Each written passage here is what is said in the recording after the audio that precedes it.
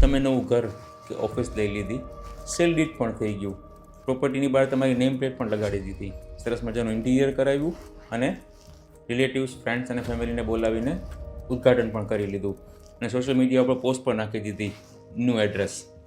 પછી તમને ખ્યાલ પડે કે આ પ્રોપર્ટીના તમે લીગલ હકદાર નથી, તો કેવું ફીલ કરશો?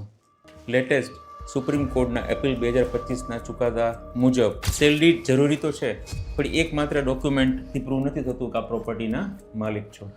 તો તમે પ્રોપર્ટી ખરીદતા પહેલાં જેટલી ઊંડાણપૂર્વક તપાસ પ્રોપર્ટીની કરો છો, ડેવલપરની કરો છો, પ્રોજેક્ટ વિશે કરો છો, એટલી જ ઊંડાણપૂર્વક તપાસ પ્રોપર્ટી લીધા પછી એ પ્રોપર્ટીની ડોક્યુમેન્ટ ફાઇલ, એટલે કે તમામ ડોક્યુમેન્ટ છે કે નહીં, તમારે ચકાસવું જરૂરી બને છે.